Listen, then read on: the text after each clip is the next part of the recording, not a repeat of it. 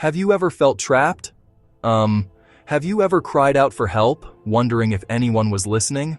We all know what it feels like to be stuck. We know the ache of longing for something more, for true freedom. The story we are about to explore today is not just an old tale. It is a story that breathes. It is the story of Exodus, a people enslaved, a God who hears, and a rescue so profound it has echoed through thousands of years of history. This is more than just words on a page. It is a divine promise captured in time, a testament to a God who steps into our world and changes everything. This journey through Exodus is meant to do three things for us. First, it is designed to build our faith. We will see the hand of God at work in ways that are both mighty and deeply personal. We will be invited to trust the biblical account not just as history, but as God's true word for us.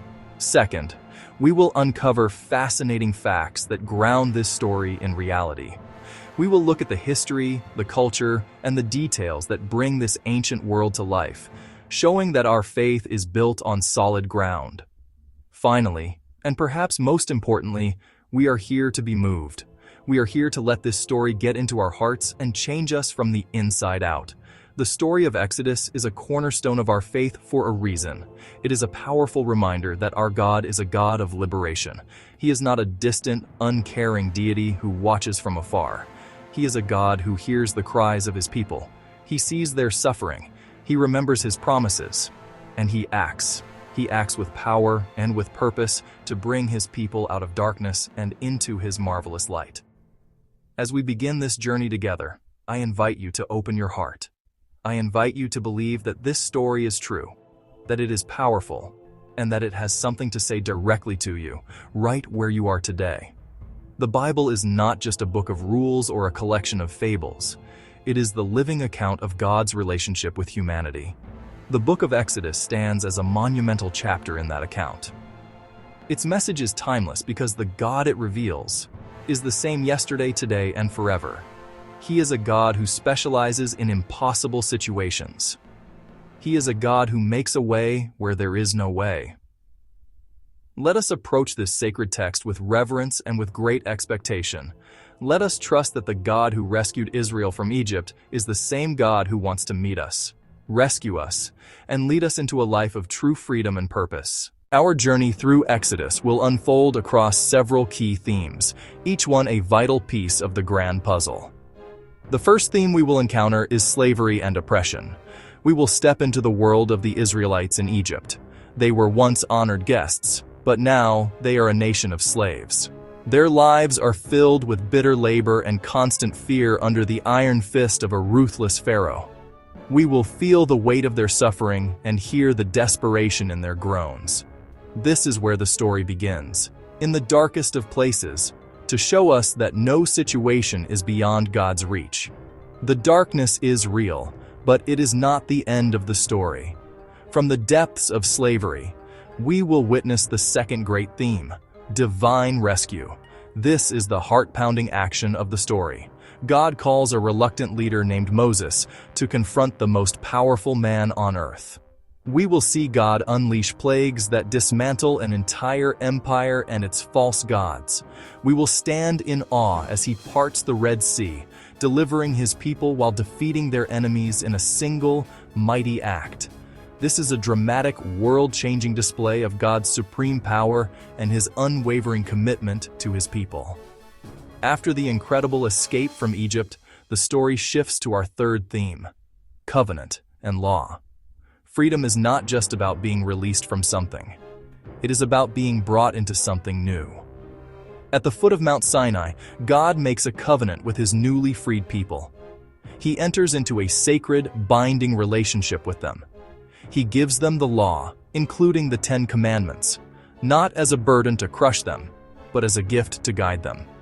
This law is a blueprint for a just and holy community, a way for them to live in relationship with God and with one another. It is the framework for their new life of freedom. Finally, we will explore the glorious theme of God's presence.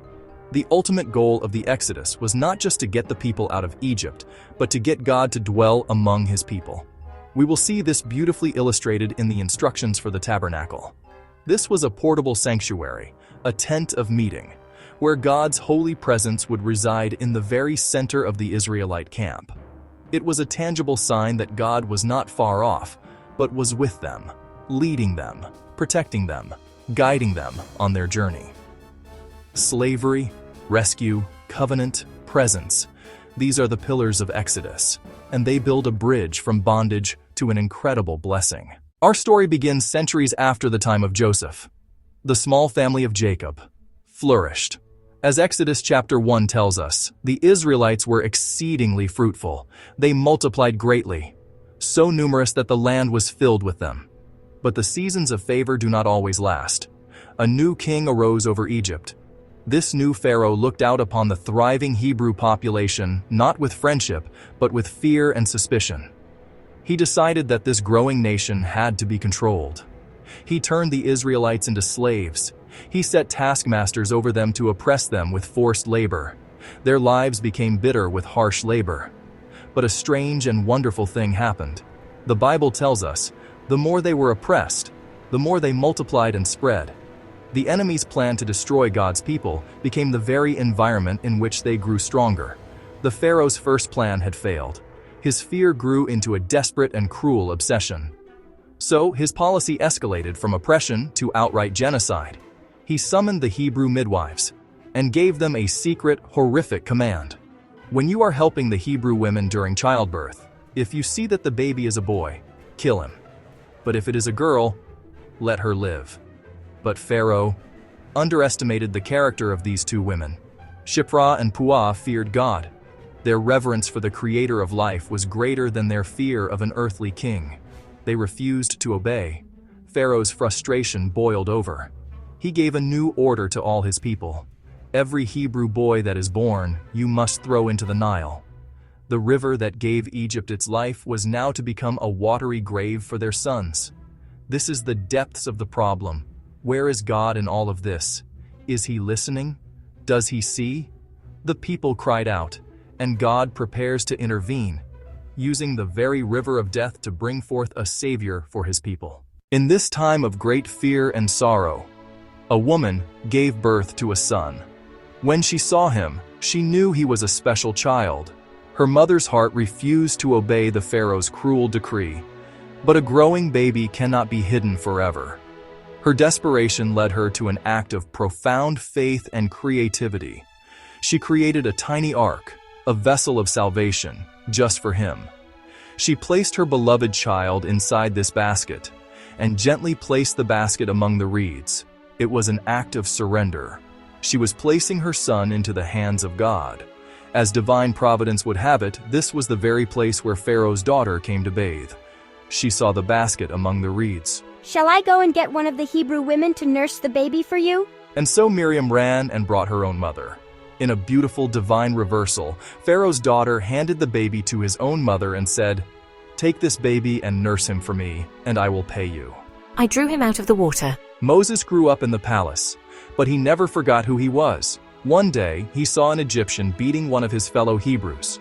Moses intervened. Fearing for his life, Moses fled from Egypt to the land of Midian. The prince of Egypt became a fugitive and a shepherd. For 40 years, he lived in exile. The passion and pride of his youth were stripped away in the solitude of the wilderness. During those long years, the king of Egypt died. But the suffering of the Israelites did not end. They groaned and cried out for help. God heard their groaning. God remembered his covenant. The time of silence was over. One day, he came to Horeb, the mountain of God. There he saw a strange and wondrous sight. He saw a bush on fire, but the bush was not burning up. "Moses, Moses, here I am." From the holy ground of the burning bush, God gave Moses his mission. "I have indeed seen the misery of my people in Egypt. So now, go. I am sending you to Pharaoh to bring my people the Israelites out of Egypt." But the Moses who stood before the burning bush was not the same man. "Who am I," Moses asked, "that I should go to Pharaoh?" God's answer was simple, "I will be with you." Moses continued to object. "What if they ask me your name?" God revealed his sacred name. "I am who I am." What if they do not believe me, his staff would become a snake. I am slow of speech and tongue. God appointed Moses' brother, Aaron, to be his spokesman. This is what the Lord, the God of Israel, says, "Let my people go." Pharaoh's response was filled with arrogance and contempt. "Who is the Lord that I should obey him and let Israel go? I do not know the Lord, and I will not let Israel go." You are no longer to supply the people with straw. Let them go and gather their own straw, but require them to make the same number of bricks as before. The people's hope turned into bitter despair, and they turned their anger on Moses and Aaron. Moses himself cried out to God, "Why, Lord, why have you brought trouble on this people? You have not rescued your people at all." But God used this moment to reassure Moses, "Now you will see what I will do to Pharaoh. Because of my mighty hand, he will let them go." Then, the Bible repeatedly introduces a key phrase, God hardened Pharaoh's heart. This does not mean God forced an innocent man to be evil. Pharaoh had already hardened his own heart. God was simply strengthening Pharaoh in the choice he had already made. This conflict would not be a simple negotiation. It would be a divine showdown, a battle between the God of Israel and the gods of Egypt for the whole world to see. The contest began. The first plague began with the Nile River. Aaron struck the water, and the entire river turned to blood. The fish died. The river stank. Next came plagues that overran the land. Frogs swarmed out of the river and covered everything. Then came gnats, which the Egyptian magicians could not replicate. After the gnats came swarms of flies, a judgment so severe that God made a distinction. He protected the land of Goshen. It was a clear sign that he was in control. The plagues then escalated. A terrible pestilence struck the livestock of the Egyptians. Yet not one animal belonging to the Israelites died. After this, festering boils broke out on all the Egyptians. Then came the most destructive plagues yet, a hailstorm of terrifying intensity, which destroyed crops and shattered trees. Following the hail, a swarm of locusts descended, devouring every plant.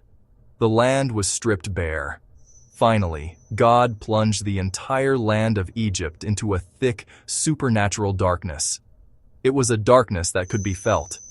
Yet in the homes of the Israelites, there was light. This plague was a direct assault on Ra, the sun god. About midnight I will go throughout Egypt. Every firstborn son in Egypt will die.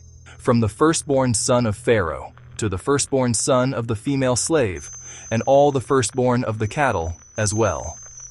This judgment was also a direct and terrible eye for what Pharaoh had done.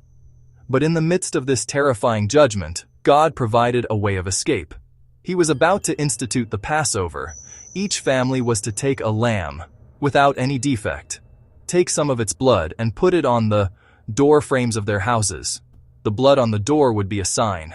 God said, "When I see the blood, I will pass over you." The blood of the innocent lamb was the sign that would save them. Inside their homes, they were to roast the lamb and eat it with bitter herbs and bread made without yeast. They were to eat in haste, with their cloak tucked in, their sandals on their feet, and their staff in their hand, ready to leave at a moment's notice. Narrator, VO. Then, at midnight, it happened. The Lord moved through the land. A great cry of anguish rose from every Egyptian home. Not a house in Egypt was untouched by death. Narrator, VO. The final terrible price for Pharaoh's stubbornness had been paid. The man who had said, "Who is the Lord?" now frantically summoned Moses. "Up, leave my people, now go, worship the Lord, and go, and bless me." Narrator, VO. Terrified Egyptians urged the Israelites to leave quickly. That very night, after 430 years, the people of Israel marched out of Egypt, a multitude walking into a new future. Narrator, VO. They were being led.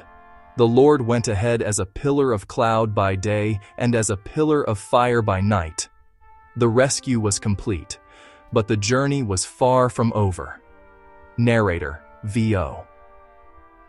3 months after their dramatic departure, the Israelites arrived at the wilderness of Sinai. They pitched their camp at the foot of a great, imposing mountain. This was the mountain of God. Narrator, VO. God called Moses to come up the mountain, and God spoke to him. You yourselves have seen what I did to Egypt. Now if you obey me fully, you will be my treasured possession. You will be for me a kingdom of priests and a holy nation. Narrator, VO. Moses went down and told the people what God had said. Their response was immediate and unanimous. We will do everything the Lord has said. Narrator, VO. On the morning of the 3rd day, a thick cloud descended. There was thunder and lightning, a very loud trumpet blast, and the whole mountain trembled violently. God had descended in fire. Out of this terrifying, glorious display, God was about to speak his law. Narrator, VO. From the heart of the fire and smoke, God spoke the 10 commandments. The first 4 commandments deal with their relationship with God. The next 6 commandments shifted the focus to their relationships within the community. Narrator, VO. After this, Moses went back up the mountain. He was gone for 40 days. Down below, the people grew restless. They gathered around Aaron and made a terrible demand. Come, make us gods who will go before us. Aaron gave in, and from this gold he fashioned an idol, a golden calf. Narrator, VO. They were attempting to merge the worship of the one true God with the idolatrous practices. They sat down to eat and drink and rose up to indulge in revelry. They had replaced the holy presence of God with a lifeless statue. Narrator, VO. But when Moses came down the mountain and saw the calf and the dancing, his own anger burned. He threw the stone tablets to the ground, shattering them, a powerful symbol of the people's broken covenant. Narrator, VO. Moses went up the mountain and pleaded. God, in his mercy, agreed to renew the covenant. The people's hearts were stirred. They brought so many offerings Moses had to command them to stop. Narrator, VO. He gave Moses the blueprint for a portable sanctuary, the tabernacle, a sacred space where heaven and earth touch. The structure was a portable Mount Sinai, God meeting his people now at the center of their camp. Narrator, VO. When the tabernacle was completed, the cloud from Sinai descended and covered the tent of meeting. The glory of the Lord filled the tabernacle. God had done it. He came down and took up residence among his people, ready to lead them onward. The first great lesson we must carry with us is that God hears. The second monumental lesson is that God rescues. Finally, we have learned that God's purpose for freedom is relationship. The first application for us is to trust God in our own slavery-like situations. Second, we are called to constantly remember our deliverance. Third, the story of Exodus invites us to live joyfully under God's good commandments. Finally, and most importantly, Exodus calls us to seek his presence above all else. The climax of the story was not the escape from Egypt, but the glory of God filling the tabernacle. The ultimate goal of our freedom is fellowship with God. This story points us forward to the ultimate fulfillment of this promise, when God came to dwell among us in the person of Jesus Christ, and to the promise of the Holy Spirit living within those who believe. I encourage you to read the book of Exodus for yourself. Read it with faith. Let its powerful truths capture your imagination and shape your life. For the God who unfolded this great plan of redemption for Israel is the same God who calls you by name today, out of bondage and into a life of freedom, purpose, and his glorious presence. Well, thanks for listening.